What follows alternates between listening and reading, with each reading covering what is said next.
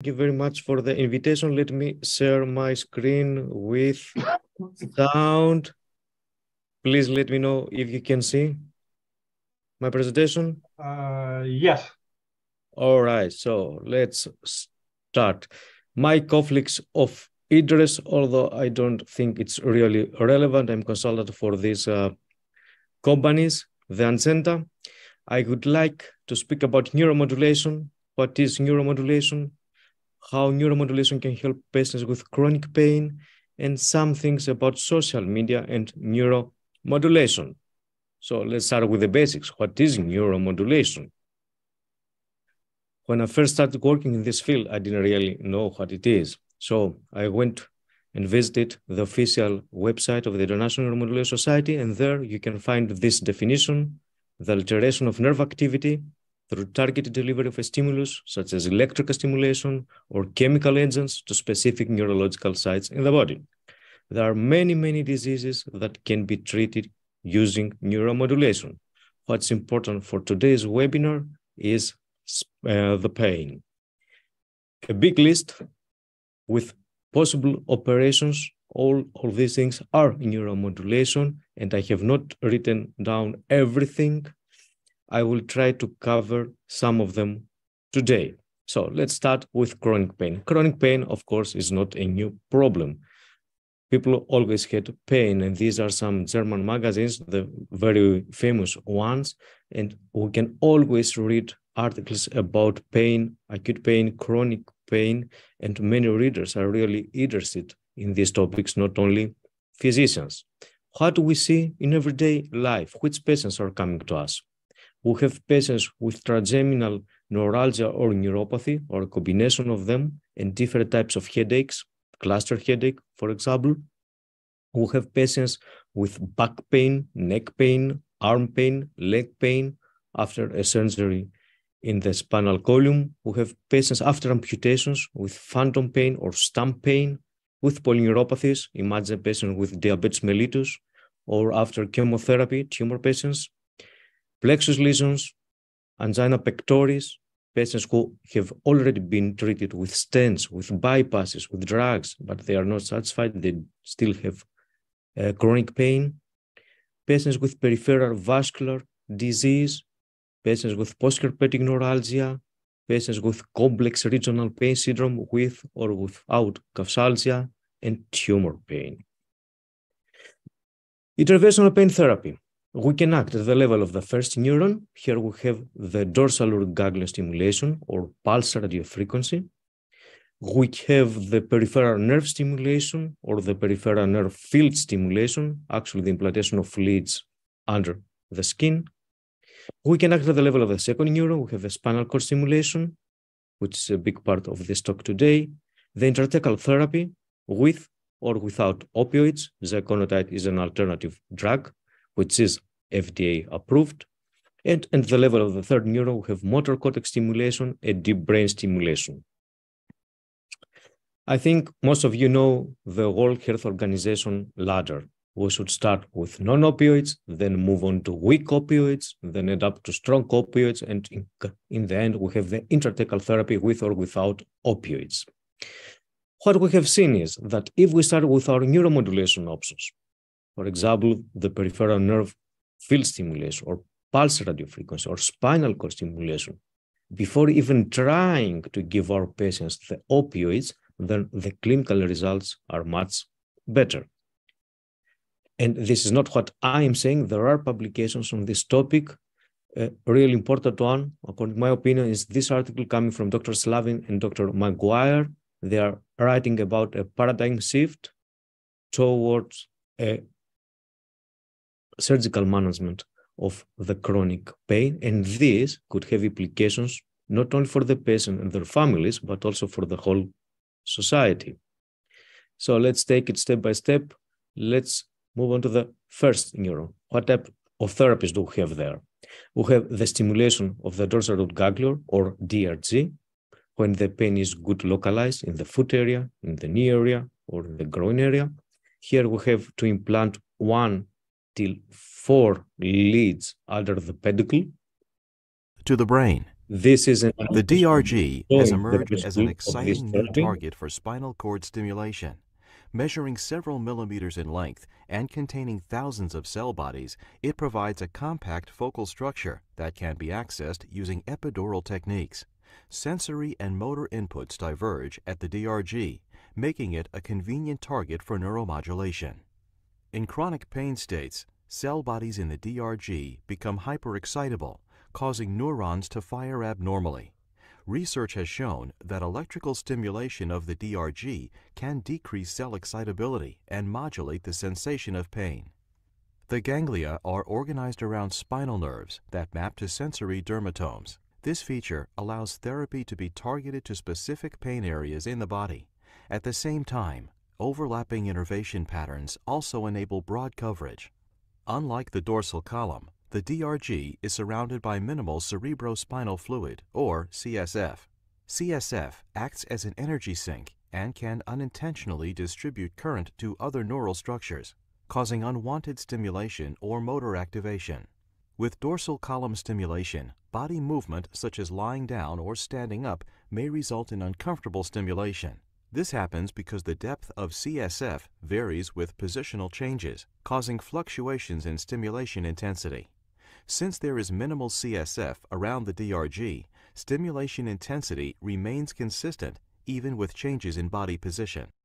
So this is an old video from a company that's not exist anymore, but you have to excuse me, all the good animations are made from big companies. So this is not an advertisement for a specific company. I just thought it was really interesting and helpful for the people who are watching this webinar. Pulse radiofrequency. This is a high frequency therapy. We're stimulating for 20 milliseconds, then we stop for 480 milliseconds. The frequency is really high, 500 kilohertz. You can see an example of a generator we're using to provide the energy, an example of a catheter we're using in the epidural space. And here you can see with yellow the conus medullaris and with red the roots. How do we place the catheter in order to stimulate these roots? We can place the catheter in this way, or in this way, or in this way. It depends on the roots we want to stimulate. If we want to stimulate the sacral roots, we have to implant the catheter in the midline because this is where the sacral roots are. If we want to stimulate the thoracic roots or the lumbar roots, then we have to place our catheter in the lateral space. We have also this continuous radiofrequency lesioning or ablation, radiofrequency ablation. This is a destructive measure. Here we apply heat to the nerves, which conduct the nociceptive stimuli, and the best examples are facets and the sacroiliac joint. Here we can apply temperature of 60 to 90 degrees for 2 minutes or 90 seconds, and with this heat, we try to destroy the nerves. We don't stimulate anything with this therapy, we destroy. And these are some needles we could use in order to do this ablation in the area of the facets or in the area of the sacroiliac joint. Another alternative is a special instrument from a specific company for the sacroiliac joint. With this instrument, we can cover a bigger area and destroy much more small nerves in this sacroiliac joint area. This is what we see in the operating room, how we see the needles, the generator, and the C-arm, the fluoroscopic device. One important indication for neuromodulation is trigeminal neuralgia, when the patients are having pain attacks in the face. As a therapy, we have the fractional thermocoagulation. The principle here is that we apply heat and we destroy the C fibers, which are less well myelinated than other fibers, meaning they are more sensitive to heat. And under fluoroscopic control and sedation, we do a puncture via the foramen ovale. We have two orientation points, the pupil and a line between the external auditory canals. We are testing with 2 hertz. We should see that the jaw is moving rhythmically. We stimulate with 75 hertz. The patient should have a tingling sensation in the face, and then we apply a high temperature of 60, 70, or 90 degrees for 6 minutes in total. This is what we see in the operating room. Anteroposterior and lateral view. You see the direction of the needle and the tip of the needle, and the motor testing of trigeminal nerve. You see the jaw is moving. This is stimulation with 2 Hertz. PNFS, peripheral nerve field stimulation, implantation of leads under the skin, where exactly 9 to 10 millimeters under the epidermis, but this, of course, depends on the anatomy of the patient, on the fatty tissue of the patient. And why is that? Because if we implant the lead too superficially, we cannot stimulate anything. If we implant the lead too deep, then we have additional pain. We have a contraction of the muscles. And this is an animation coming from a specific company showing the concept of this therapy. We do a puncture through the skin, and through the needle is coming the lead, which stays in the vicinity of nerves and blood vessels. Then we remove the needle, the lead stays there, we fixate the lead with sutures, and we're doing a trial, a testing, which is the target. Well, when I finished the medical school, actually, I didn't know that we have these cluneal nerves. So these are the target here, the superior and inferior cluneal nerves in the back area. And you see a possible implantation of the leads on the right side of the screen. There are many examples. We can implant such leads parallel to the lumbar spine or perpendicular to it, an intraoperative image in the middle with 2 leads. We're going through the skin. This is the maximum we can do, 4 leads. Why this is the maximum? Because the IPG, the neurostimulator, the battery, has only 4 ports. This is the maximum amount of ports we can have. When I first saw this thing in a patient with failed back surgery syndrome, or the new term persistent spinal pain syndrome, I thought of that, looked similar. And we have many other indications for this therapy. These are very old cases and X-rays. This is actually the history of neuromodulation. You see on the left side a lead with 4 contacts. Now we have leads with 8 contacts. One potential indication is genitofemoral neuralgia. We have also ulnar neuralgia. You see 2 leads with 4 contacts there in the elbow area, stimulating the ulnar nerve. We have patients with CRPS, complex regional pain syndrome, and for example, ankle pain. You see 2 leads with 8 contacts in the area of the ankle, and the IPG, the neurostimulator, is implanted in the leg area. Of course, we have scars in order to implant these leads, but with a little bit of imagination, we can make the best of these scars. We can have a little bit of fantasy. This is an example of a patient who likes cycling. He had an accident. You can see the scar, and the black arrows show the direction of 2 leads. We had implanted 2 leads under the skin parallel to this scar, and you can see where we implanted back then the IPG, the battery. The patient came many years later back because the battery was empty and we had to replace the neurostimulator. Please keep in mind this patient. We're going to speak about him a little bit later. Neuropathic face pain, patients that are coming to us with a permanent pain in the face, and most of them are describing this pain as fire. This is a patient with pain in the second branch, in the distribution of the second branch of the trigeminal nerve. This is also a very old case, a lead with 4 contacts. This is the trial. How do we do the trial? We plant a lead through the skin. This is the second branch of trigeminal. We fixate the lead. The patient is going home. After 1 week, comes back. We remove the lead. We speak with the patient. And if the patient is satisfied, we can implant a new lead, a permanent lead, after some weeks. This video comes from Dr. Russell from the United States, showing the implantation of supraorbital nerves. This is a very good therapy for patients with chronic headaches of different types. It's really very helpful.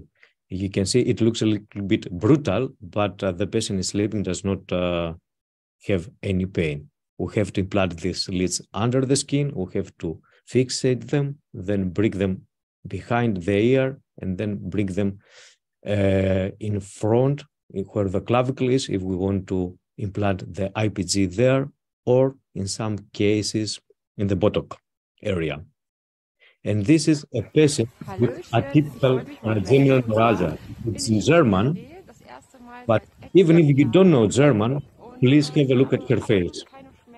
Der Schmerzschrittmacher funktioniert perfekt, also besser kann es gar nicht laufen. Und ja, ich wollte mich einfach bei meinen Ärzten bedanken, dass sie mir das ermöglicht haben. Und ich wünsche allen, die immer noch unter den Schmerzen so leiden, wünsche ich, dass sie auch diese Erfahrung machen und schmerzfrei in den Schnee können und überhaupt schmerzfrei das Leben genießen können. Ich habe zwar noch einen weiten Weg vor mir, weil ich Schwierigkeiten habe mit dem Absetzen der Medikamente, aber das schaffe ich auch noch. Ja, und allen ein frohes neues Jahr und ja, ich wollte mein Glück einfach mit euch teilen und mich bei meinen Ärzten für dieses Geschenk bedanken. So, this young lady is married with children. She's a nurse, actually. And she says here in this video that for the very first time after many years, she was able to go out and enjoy the snow, because usually these patients cannot tolerate the cold weather. When it's cold, they have even more pain. So after the implantation of the subcutaneous leads, and you can see here the X-ray of this patient, she has also a lead in the occipital area in order to stimulate the occipital nerve. So on the X-ray, it looks a little bit strange, but in everyday life, it is possible to do that, and the patients don't have any problems. Actually, they are enjoying their lives. This is another case. This is a combination of two therapies. The red arrow shows two leads, subcutaneous leads, and the blue arrow shows the tip of a needle. So here we combine the peripheral nerve field stimulation and the fractionated thermocoagulation. Why? Because the patient has permanent pain. This is why we implant the leads. But on top of that, he has some attacks, like electricity. In order to treat these attacks, we have to provide another therapy. This is the fractionated thermocoagulation. Another patient with two leads with four contacts with postherpetic neuralgia in the first branch of trigeminal nerve. This is also the history of neuromodulation. This was the first patient treated in my hospital many, many years ago. We implanted a lead in order to stimulate the occipital nerve. And you see here also a second lead in the cervical area because the patient had also cervical pain. Please keep in mind, this is a very, very old case, many, many years ago. Back then, the results with spinal cord stimulation were not so good. This is why back then the colleagues made many, many more implantations of subcutaneous leads. Other indications, patients with knee pain, patients with phantom pain, patients with stump pain, and we have also this option of wireless PNFS, peripheral nerve field stimulation. Here we implant a lead or two leads with 4 or with 8 contacts, and we don't have a battery, meaning that each time that the patient wants to stimulate the nerve, should wear this antenna over the lead. So the concept is nice, but sometimes it's not very practical. Imagine you're in Greece in summer with 40 degrees temperature and you have to wear all these things over the lead. But this is also an option in specific patients. Peripheral nerve stimulation, here we implant leads exactly there where the nerves are. Not in the vicinity of the nerves, but exactly there where the nerves are. The advantage is that we need much less electricity, much less electrical signals. Another therapy, pretty new, is the stimulation of the multifidus muscle. Multifidus muscle is the main muscle that stabilizes our back. Here we can implant 2 leads in order to stimulate the medial branch of the dorsal ramus at the L3 level. You see these leads, how they are making a V sign, and they are both connected into a IPG. We don't have to do a trial for this therapy. We implant the leads and the IPG during one surgery, and then the patient has to activate the system twice per day for 20 or 30 minutes. And the goal is that after 2 or 3 years, we can explant the system, because within these 2 or 3 years, we can rehabilitate the muscle, and the patients actually don't need the system anymore. And this is an animation showing how this works. Designed to electrically stimulate nerves to activate key stabilizing muscles of the lumbar spine. Chronic low back pain consists of an ongoing cycle of muscle weakening, pain, and activation suppression of the core spine muscles by the brain. Reactivate is designed to stimulate the nerves responsible for contracting the multifidus muscles. The brain senses the muscle contractions, and in response can trigger restoration of muscle control. With the multifidus again providing joint stability, the continuing cycle is interrupted, facilitating a recovery from chronic low back pain. Hopefully it's not boring for you. Let's move on to the second neuron. Here we have the spinal cord stimulation therapy and the intrathecal therapy with or without opioids. Everything started with this publication in Science, 1965, the famous gate control theory, which actually states that if we stimulate the big diameter fibers, then we can block the transmission of pain signals to the brain. 1967, PNS, peripheral nerve stimulation. These two colleagues, Wall and Sweet, actually made experiments on their own face. They stimulate their own nerves to see if it is working with subcutaneous nerves, and it worked out. And in the same year, 1967, the first clinical application in a patient with a lung cancer. The daughter of the patient was an anesthesiology nurse and persuaded her father to undergo this surgery. The patient accepted and did have a substantial pain relief, but died 6 days after the surgery because of endocarditis. But he was satisfied with the therapy. What do we stimulate with this therapy, with spinal cord stimulation? According to many publications, we don't really know what we stimulate exactly. This, of course, depends on the type of stimulation, on the waveform, on the stimulation paradigm. We could stimulate the dorsal columns, we could stimulate the dorsal horns, we could stimulate actually both of them. And how it works, there are some segmental effects, meaning effects at the level of the spinal cord, but there are also some descending inhibitory pathways. Here, the concept is that we plant 1 or 2 leads epidurally, we stimulate for some days, and if the patient is satisfied, we connect the leads to the permanent battery, to the permanent neurostimulator. And this is an animation from another company showing the difference between the tonic stimulation, the gold standard, and the high-frequency stimulation, the subperception stimulation without any tingling sensation.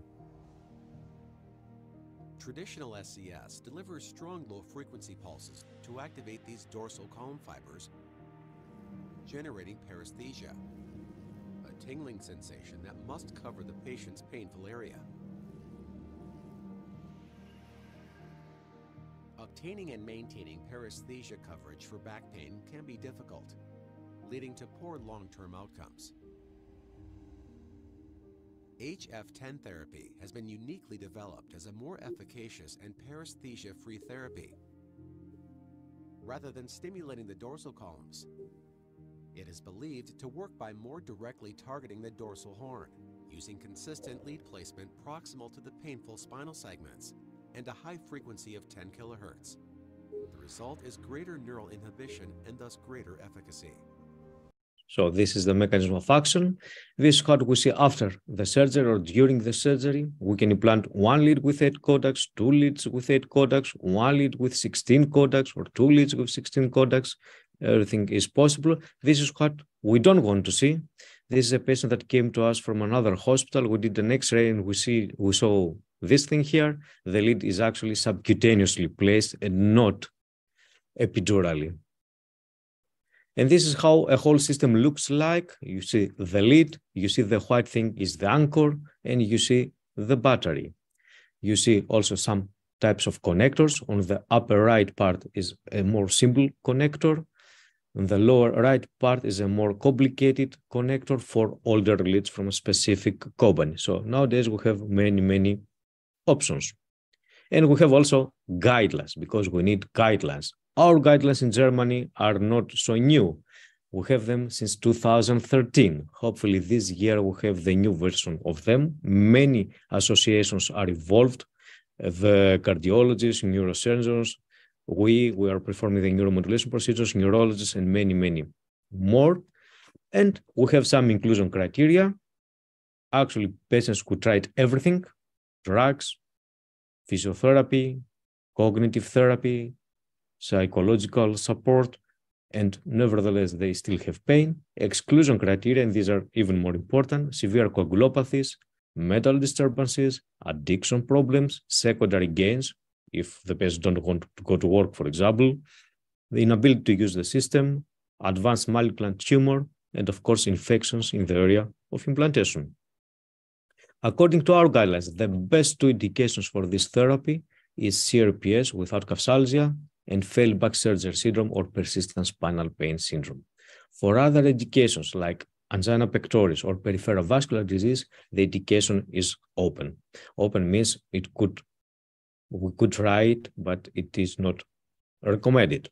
A very interesting publication in the European Journal of Pain from many colleagues from all over Europe, mainly anesthesiologists, and based on this publication, a company constructed this website, this e-health tool. It's for free. You can register there. You can give the clinical data of your patient, the psychological data of your patient, and the tool will provide a recommendation if the patient is a good candidate for spinal cord stimulation or not a good candidate, or if the patient is in a gray zone. This tool was developed because we wanted to help many general practitioners to know which patients could be candidates in order to refer these patients to us. The majority of patients who are coming to us for spinal cord stimulation are patients with failed back surgery syndrome.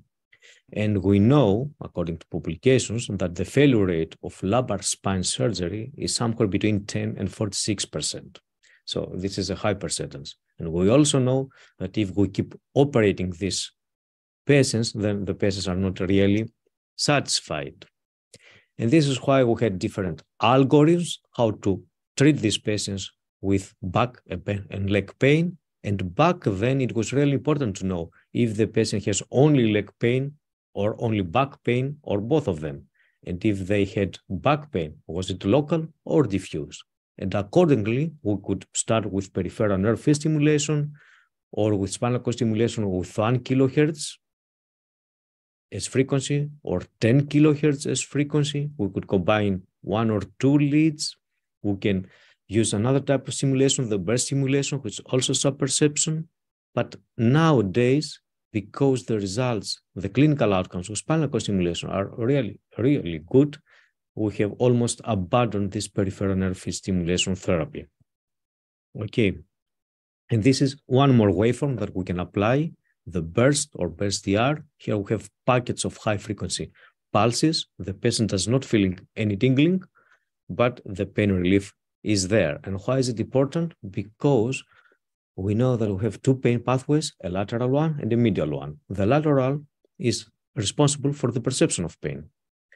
The medial pathway is responsible for the affective components of pain, how we react emotionally to the pain, how much attention we pay to the pain stimuli. And we know now that the tonic stimulation affects the lateral pathway only, but the burst stimulation affects the lateral and the medial pathway as well. This is why the clinical results are better with the stimulation. A new technology is this frequency pairing from a specific company. Here we can combine the tonic or burst stimulation with a frequency, with a high frequency, but the word combine is not really correct because these waveforms are not running at the same time. We stimulate with a tonic stimulation, let's say, then with high frequency, then again with tonic stimulation, or the same with burst, but not at the same time. With another company, we have the possibility to actually combine the waveforms, and we can combine two different waveforms for the same pain area, or we can use waveform A, for example, for back pain, waveform B for leg pain. And the hope is that if we keep changing these waveforms, then maybe we can avoid in the future the problem of loss of efficacy or habituation. The problem where the patients are coming back after some months or years, and although the system is working, the pain relief is not there. And this is what we see when we're doing the programming. This is a lead with 16 codecs. We can save different programs in the IPG with different frequencies, pulse widths, and many, many other parameters. We have really many options. And why is this important? Because we know, and this was presented at NANS in 2015, so 8 years ago, that different types of stimulation activate different areas in the brain. You see on the left side a standard rate, so the tonic stimulation, the paresthesia, and on the right side, a stimulation with 1 kilohertz. This is a subperception stimulation. You see the areas which are activated are really different. A pretty new technology is this closed-loop stimulation. The first publication in neuromodulation technology at the neural interface, the official journal of the International Neuromodulation Society, coming from Australia. And this was the concept. Why closed-loop? Because the lead can stimulate, but at the same time measure and capture these ECAPs, these evoked compound action potentials. Compare the amplitude with a preset point, calculate a new stimulation current, generate new stimuli, and then once again capture the next ECAPs. And this picture shows the principle a little bit better. On the lower part of the picture, we have the classical, the typical, the open loop systems. The black line is the stimulation. What we would like to see is that this black line, the stimulation, always within the therapeutic window stays. And it shouldn't matter if the patient is studying or walking in place or sitting or coughing or doing something else. Why? Because if this line is over the therapeutic window, that means that the patient is getting much more electricity than he or she needs. If this black line is below the therapeutic window, that means that the patient does not get the amount of electricity, of electrical signals that he or she actually needs. On the upper part of the image, we have the closed loop systems. Here you see that almost always, 99% of the time, the stimulation, the black line, stays within this therapeutic window. It doesn't matter if the patient is studying or sitting or doing something else, meaning that the patient does not get an overstimulation or an understimulation. This is always the theory. An animation coming from the specific company showing this principle. The lead is stimulating. Because of the stimulation, we have this red line there, this ECAP. The lead can measure this ECAP and adjust the stimulation. So here we have actually a real-time measure of the response of the spinal cord to the stimulation. And this is what we see in the operating room. This is how ECAPs look like in everyday life. Another waveform from another company, differential target multiplex. With this one, we should stimulate at the same time neurons and glial cells. And why is this important? Because the glial cells are involved in many processes: neuroinflammation, amplification, modulation, and distortion of afferent sensory signals. And we also know that these cells outnumber neurons in the spinal cord, and the ratio is 12:1, meaning that they must be somehow important. This is how we should place the leads epidurally, the one lead at T8, the second one at T9. Here we have one basic program with 50 Hz and 3 prime programs with 300 Hz. For me, this is one of the best indications for spinal cord stimulation, although it's not included in our guidelines. Patients, once again, who already tried stents, bypasses, medications, and they still have pain. Here we can implant a lead with a tip at C7 or T1 on the left side, and we can stimulate the heart. If a heart attack comes, the patient will not sit, so spinal cord stimulation cannot cover any acute pain due to an infarct. And the second really good indication for me is the peripheral vascular disease, if it's possible stage 2B or 3, in some cases also 4. Here we implant a lead, if it is for the legs, with a tip at T10 in the middle line so that we can cover both legs at the same time. And please have a look at the right side of the screen. Control means that we don't stimulate. You see the color of the foot, it is green. 30 minutes after stimulation, you see the color is becoming completely different. It's red. Red means that more blood is coming in this area, so the perfusion is better. And when the perfusion is better, the pain is also less. If you are interested in the topic, this is a, I believe, nice review article published in the British Journal of Neurosurgery on peripheral vascular disease and spinal cord stimulation. We also have the possibility of the wireless spinal cord stimulation. We can implant a lead in the epidural space without a battery, but the same principle applies here. Each time the patient wants to stimulate, should wear with the help of a belt this wearable antenna over the lead. And this could be with several problems associated. Once again, the wearable antenna and the leads, which are actually receivers. We have also the possibility of a hybrid stimulation, the combination of spinal cord stimulation, you see a lead in the thoracic area, and peripheral nerve field stimulation. You see two leads subcutaneously where actually the screws are. Here we have two therapies that are running at the same time, and all three leads here are connected to the same battery, the same neuromodulator. Remember the patient with the leads under the skin. This patient, after many years, came back and told us, I have more pain now. We blooded a spinal cord stimulation lead, so epidurally. And now the patient has actually two IPGs, two batteries, and has two therapies that are running parallel, two subcutaneous lead for peripheral nerve stimulation and epidural lead for spinal cord stimulation. He's really happy. He keeps cycling. Spinal cord stimulation is not a new therapy. We have this therapy since more than 50 years now. And this is our history of neuromodulation in Germany, the first spinal cord stimulation meeting in Freiburg in 1974. And all these devices you can see here are actually receivers. There's no battery inside. And each time the patient wanted to stimulate, should place this antenna over the skin. The receiver was, of course, implanted under the skin. And each time they want to stimulate, they should place this antenna over the receiver. Some very old systems. This comes from Medtronic. This was the first company which worked in this field.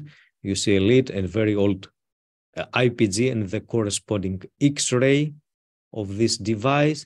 And for me, this is interesting because this is how back then the sales rep were doing the programming of these systems. They were moving around with such suitcases with this device in order to do the programming. Nowadays, we have iPads and everything is much, much easier.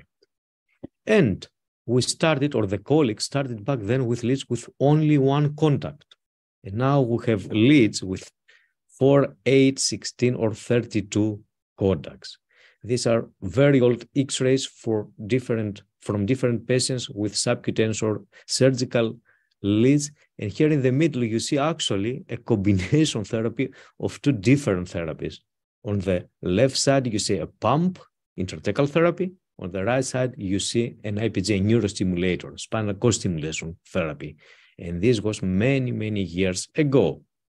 The first leads with one contact, two contacts, 4 contacts. And we're talking now about the future. What will the future bring? But in order to expect something from the future, we need something first. We need data. This is an editorial written in the Interventional Pain Medicine and Neuromodulation. If you're interested, you can read it. And this is a very interesting article. It's about FAST. This is the newest waveform that we have. Fast-acting subperception therapy comes from the United States with clinical results.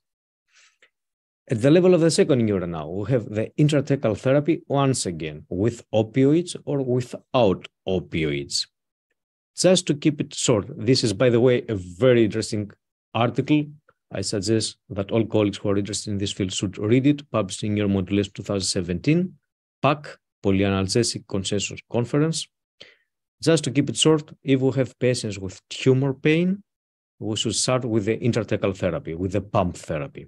If we have patients with non-tumor pain, then we should start with leads, with spinal cord stimulation, peripheral nerve field stimulation, and if these therapies don't help, only then move on to the intrathecal therapy. A provocative question, are we going to jail? Why?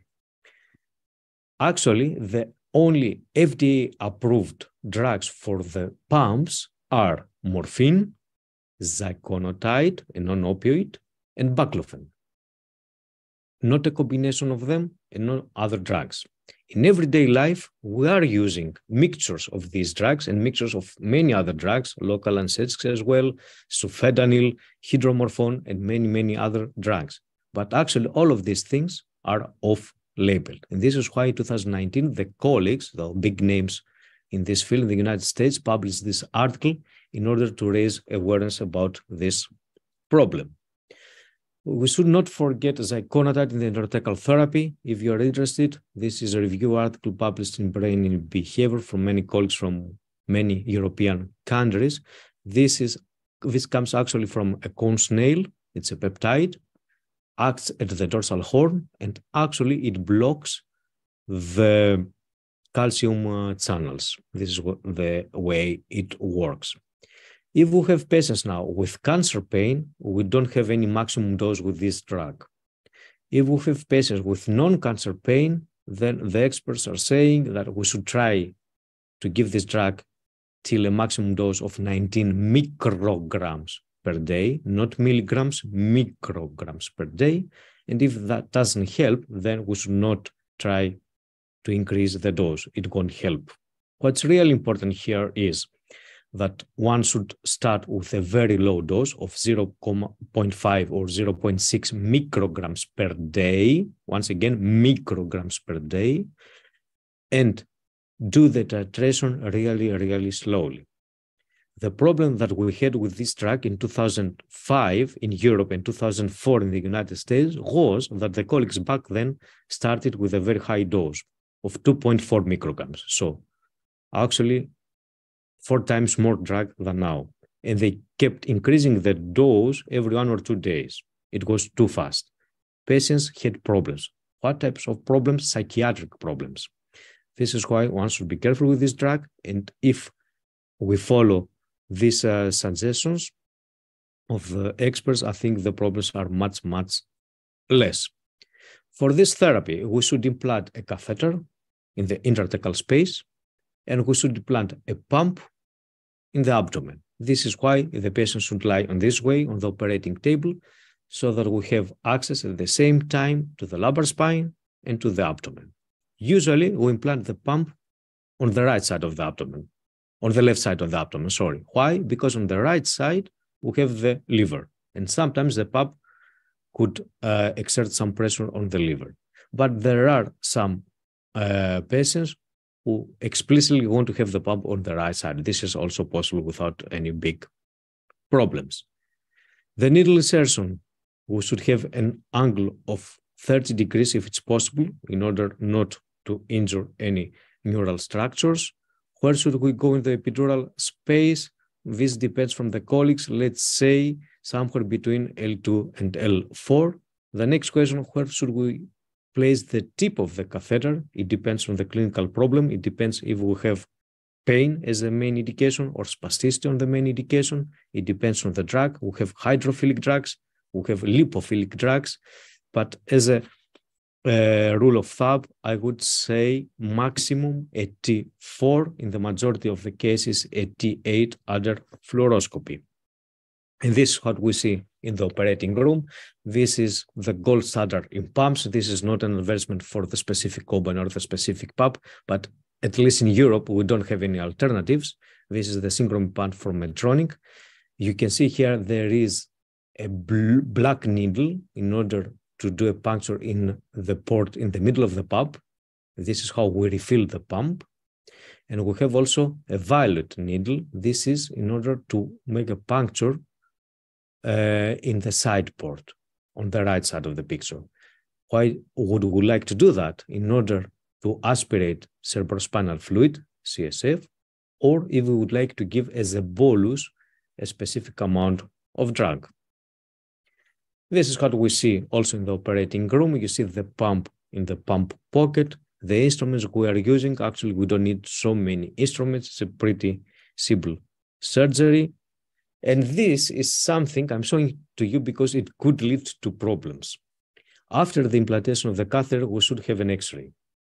But the main catheter of Medtronic, Ascenda is the name, has the following problem. we can see only the tip of it, this small white point.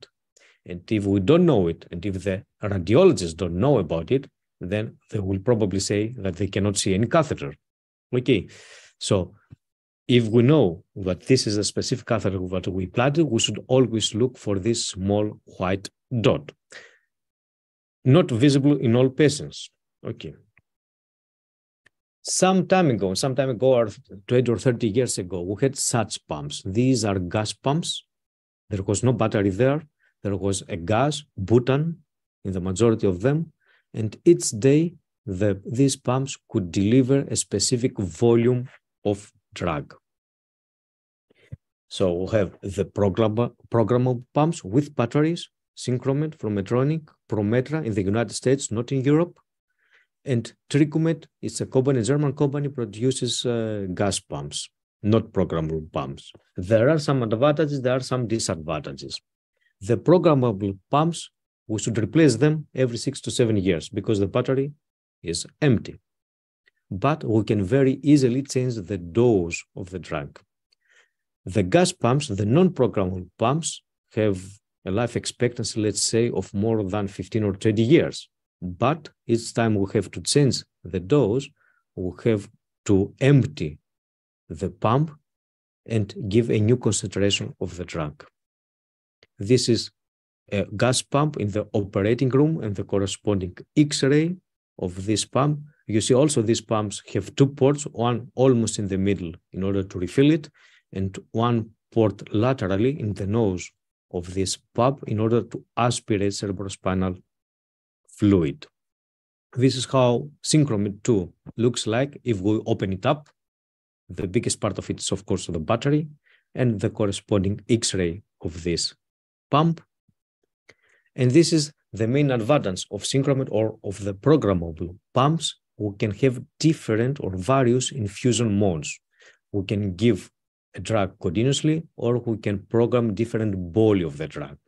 This is particularly useful for patients who have mainly pain or more pain at night, or in patients with spasticity who say we have more spasticity at night. Then we can program the pump in such a way so the patient gets more drug during the night.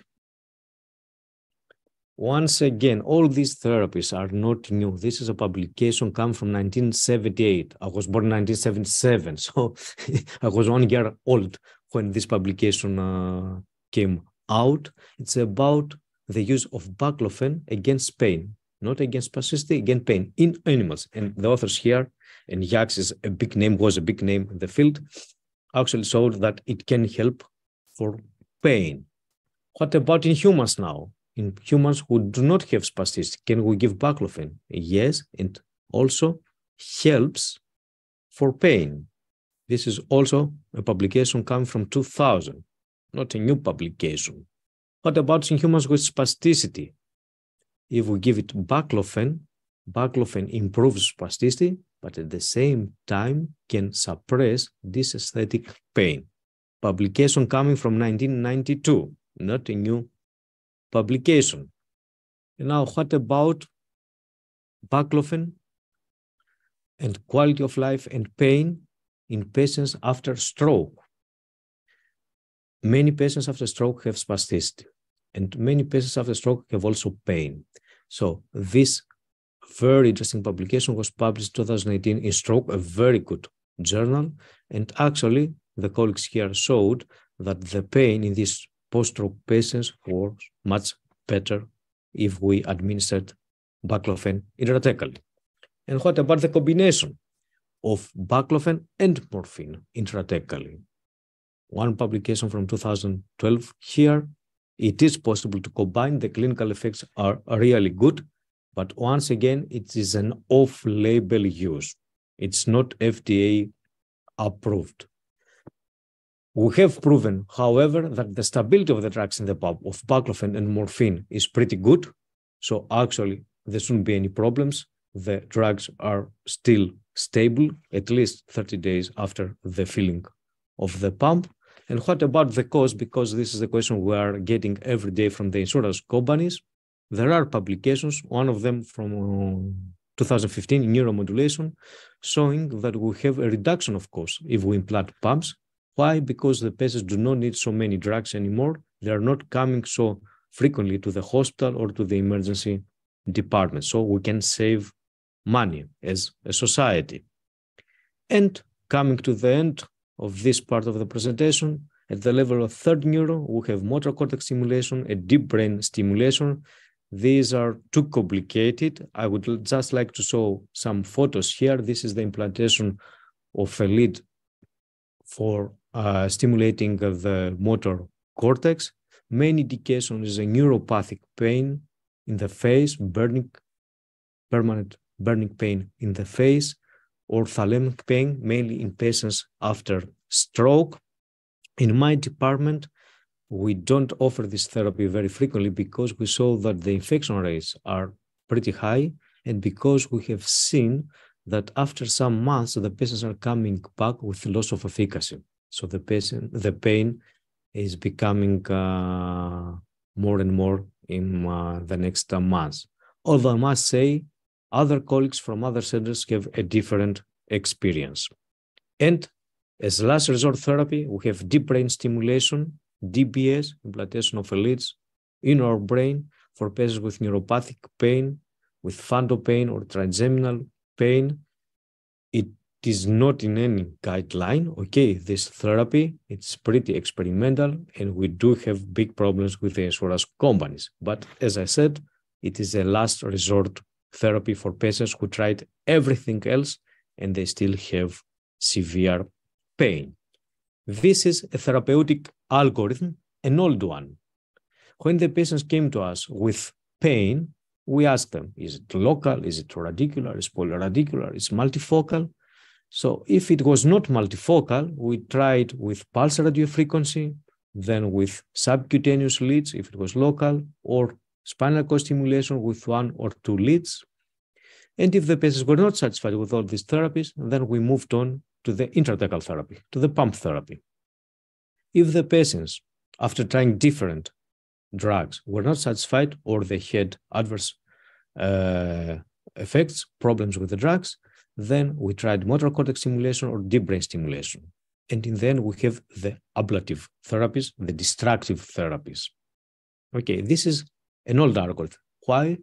Because with all new waveforms that we have in spinal cord stimulation therapy, the clinical results are much, much better now. They are so good that in the majority of cases, we don't need the pulse radiofrequency therapy or the peripheral nerve field stimulation therapy, or not even a pump. In my department, we implant much less pumps now because the clinical results with spinal cord stimulation are much, much better.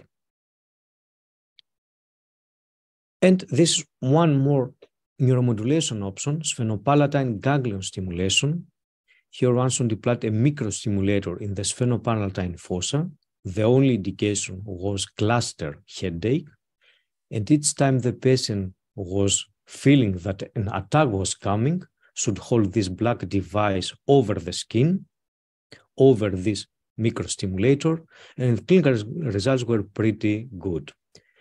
At this point, we don't have a CE mark for this implant, meaning we're not allowed to offer this therapy. We are waiting for the official CE mark once again. But the therapy was pretty effective. Okay, we have many therapies, we have algorithms. What we should never forget is that every patient is different, and almost always the simplest solution is the best one. And the simplest solution is a solution or a surgery without many foreign materials, without many leads. It is possible to help many patients with chronic pain and spasticity, not all of them. And when we are saying helping them, we are not meaning that they are going to be pain-free, but they are going to have a substantial pain relief. And in combination with physiotherapy, psychological therapy, and some oral medications, they can have a pretty good quality of life. Hopefully you're still with me and it's not really boring. And the last part, a short one, but just I want to give you an insight in this social media world. For example, on Facebook, there are many support groups for many diseases, for back pain, also for spinal cord stimulation therapy. And these are the most common topics of interest. This is what patients are talking about on Facebook. So I read many posts and I summarized the findings here. Most of them are visiting the support groups and they are asking for information before the implantation of a system or before the explantation of a system. They are asking about the indications, about the physicians who are performing such surgeries, and about the companies who are providing the implants. About problems such as infections, bleedings, hematomas, pocket pain, pain in the area of the battery, eventually paralysis, overstimulation, MRI possibility or not. In the United States, many patients are asking questions about legal issues, lawsuits against companies or insurance companies. This is something we don't see in Europe. And there are many questions about the company representatives or reps, about the reprogramming, if they were good at reprogramming the system, or if they were available when they needed a new programming of the system. Chronic pain patients are not simple patients, they are complicated patients. And this is a very interesting publication, Neuromodulation, on spinal cord stimulation and support groups. Here the authors gave some examples. I chose one of them. Look, please, on the left side on the screen, what a patient said. I joined a group on Facebook. You see the ones that these photographs on and their back, they are just a mess. There was one lady, hairs was in her stomach, and it was sticking right out, and I thought I couldn't study it. You could see the whole shape of the square, and she was having to go back, and I thought just, I don't know if I can put with that. So imagine you have a patient who could be a good candidate for spinal cord stimulation therapy, and this patient visits a Facebook support group and reads something like that. I don't think he could be too excited to come to the hospital to have this therapy. This is why we should not underestimate the power of social media. And in my opinion, we should try at least to be a little bit active as physicians on the social media in order to try to inform patients better, in order for them to be able to get some good decision based on objective information.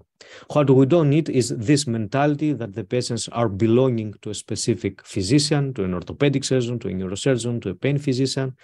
It's not one man show, it's a teamwork. We have all to work together.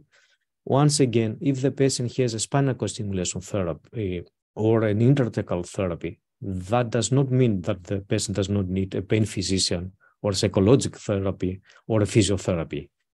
All these therapies are working together.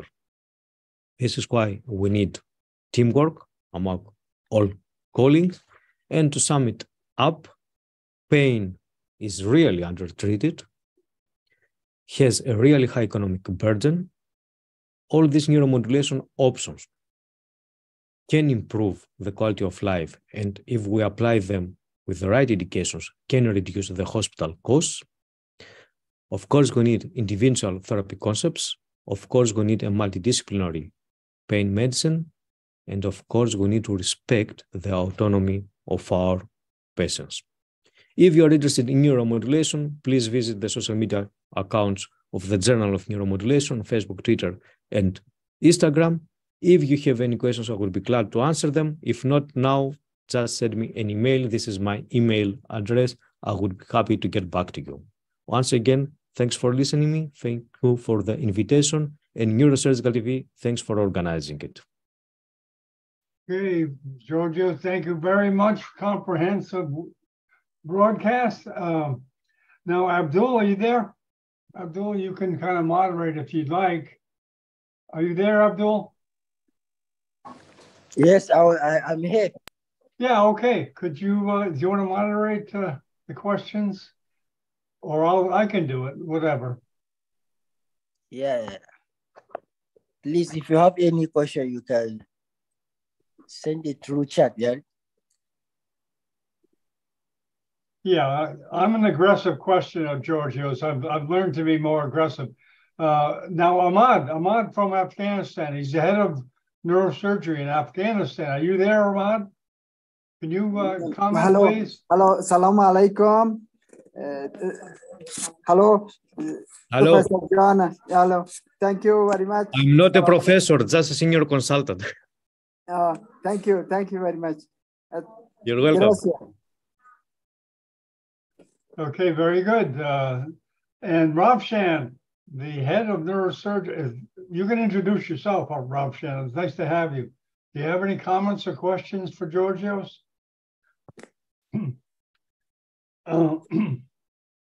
He may have stepped away. Sometimes people are in the hospital. And well, I have a few questions. As you know, Georgio, addiction is a big problem in America with OxyContin. The OxyContin, you have that drug over there, I'm sure, right? It's not that big in Europe. It starts now becoming important, but till now we didn't actually have this problem. Yeah, it was a very abused drug, unfortunately, in America until they put really tight controls on it. But I know a lot of these patients, they don't want to be addicted. They just want the pain to go away. They'll do anything. Now, you already kind of answered. There's not a big problem right now, addiction with pain medicine over in Europe, in your experience? No? No. Okay. But this, of course, depends on its country. I cannot say that's the same in all countries. For example, in the Netherlands, I think the problem is a bit bigger than here in Germany. But if you compare the countries, Europe and United States, the difference is huge. The problem is much bigger. It's much more serious. And this is why, for me, it's a surprise that in the United States, neuromodulation options are not so famous. Actually, really, it's harder to get a good opportunity for this therapy to become more well-known. Okay. So it's kind of slower in countries like America as far as new technology? Because obviously it has to be approved by the FDA. I don't have any experience. I have never worked in the United States. Oh, okay. How the system is working, but I would expect, especially after all these publications about addiction and deaths in the United States, that neuromodulation options and mainly spinal cord stimulation would be in the forefront. Mm-hmm. Because there are a reliable alternative and they are reversible. All these options are reversible. Now, in your experience, pain modulation, pain control is kind of like an understudied subspecialty of neurosurgery. Because during a residency, is a resident required to like take a month somewhere on pain management, or that's just an option for? It's not. No. It's not in the normal curriculum of a neurosurgery training. This is why I told you before, in the medical school, we almost never hear anything about neuromodulation or surgical treatment of chronic pain, or even about pain in total. We don't hear anything. As a residents, it's not part of our curriculum to learn such surgeries, or it's a really small part. This is why it's a great joy for me to be able to participate in such webinars and just speak a little bit about these therapies, with the hope that there are going to be colleagues out there who will hear about these therapies and get interested in these therapies, learn these therapies, and offer these therapies to their patients in all countries all over the world. Well, you certainly are well known. I see it on the internet everywhere. So you're certainly making an effort to spread education, and we mentioned this before the program started. But neurosurgeons only have so much time, and obviously, if they go to a webinar, it's going to be to a trauma or something big. And we're saying how Zoom makes it much easier for a resident to attend, and they get credit too in some of the webinars for attending, say, pain management or whatever. This could be an issue, but please don't forget, in the majority of the countries, it is the anesthesiologists who are taking care of patients with chronic pain, not okay. Oh, I see. Germany I see. is a huge exception. In Germany, for the surgical treatment of pain, there are only neurosurgeons here in Germany who are doing this. In the Netherlands, Belgium is completely different. It's almost only anesthesiologists who are taking care of these patients with chronic pain surgically. This is also a difference. So you do get a following of anesthesiologists, and there's more interest in anesthesiologists in pain management. There's more worldwide, yes. Worldwide, and the but not in Germany. In Germany, we have the anesthesiologists who are offering the conservative treatment of chronic pain, so medications only. And then we have neurosurgeons or orthopedic surgeons who are taking care of the surgical treatment of the chronic pain. Wow, orthopedic surgeons. I haven't heard of that. In the United States, it's completely different. They are both anesthesiologists and neurosurgeons, but at the same time are taking care of the medical management of the pain and the surgical management of the pain. So this is why you cannot generalize what we are saying. It depends on each country. Yeah. Again, it's like peripheral nerve injuries. There's not much formal training during residency, but the internet's opened an avenue, open a possibility. Okay. Any more comments or questions, or someone that just wants to meet Georgios? Oh, Ahmad, go ahead, Ahmad. Yes, thank you very much, Professor John, Professor Georgios. It was really excellent presentation, and we learned a lot. But unfortunately, in Afghanistan, we haven't any possibility for neuromodulation. And I saw this pain management and DBS and morphine pump and baclofen pump and Germany and also in the United States, but in Afghanistan, unfortunately, we haven't the possibility to put the pump for pain relief. But we use the classic sometimes for neuralgia, but alcohol and lidocaine, yes, and for chronic back pain, we use the steroid and some anesthetics but we do it by neurosurgeon in Afghanistan, and but we hope someday it's be possible to do in Afghanistan as well, and we like to have your guidance, and also if it's possible for train young Afghan neurosurgeon as well. Well, would be nice to do something like that, but this is a valid point because all these surgeries who are associated with implants are really expensive. Yes. There are not so many countries which can afford this. This is the truth. This is why we're trying to speak with the big medical device companies and trying to find a way, at least in some countries, to try to reduce the cost so that it would be possible at least to do some implantations there. This is a huge problem, and you are right. Yes, thank you. Yeah, and the first step is education, right? Yes. So that they know these options are available.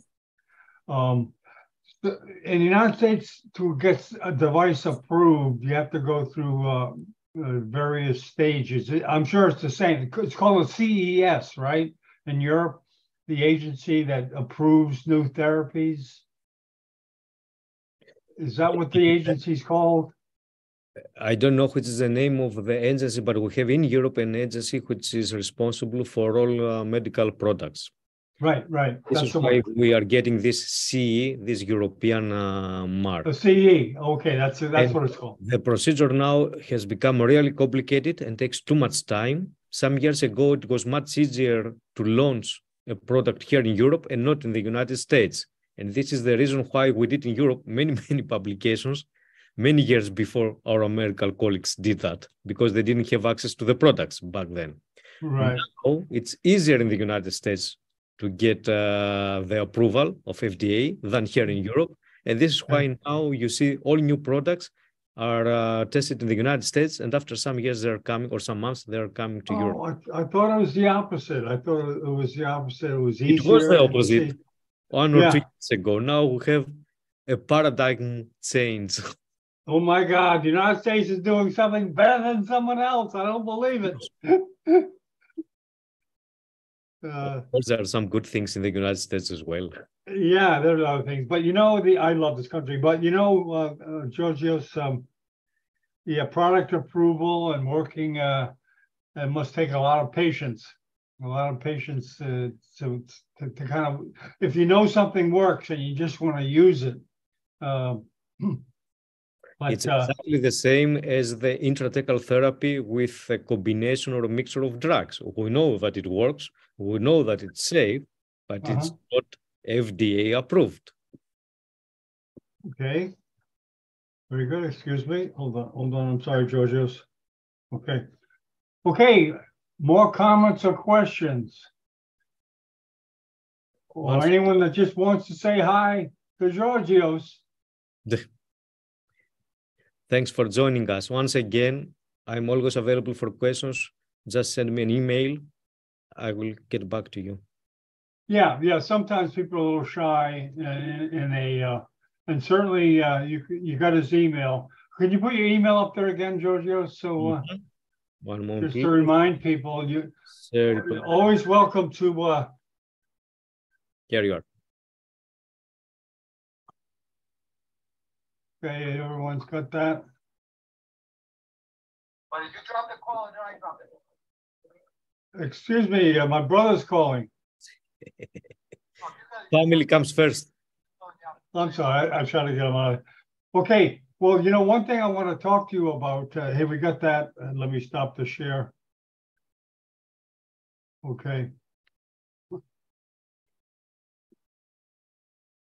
Yeah, Georgios. You know, one thing we could put in mind is maybe have a small conference on pain modulation online, possibly. And the people that help do that are companies that make these devices. For example, I'd be perfectly willing to broadcast from a company, basically. You know, just the way in the world, essentially, pharmaceutical companies and drug device companies, they sponsor conferences. And the same thing can be done online. If you have it's cheaper. Right. If you have a company you work with, well, I'll talk to you after that. I'll talk to you after the broadcast. In Cologne, we're working with all companies. We're really democratic. Oh, okay. Well, we'll talk about this later. But see, Mauro, are you there?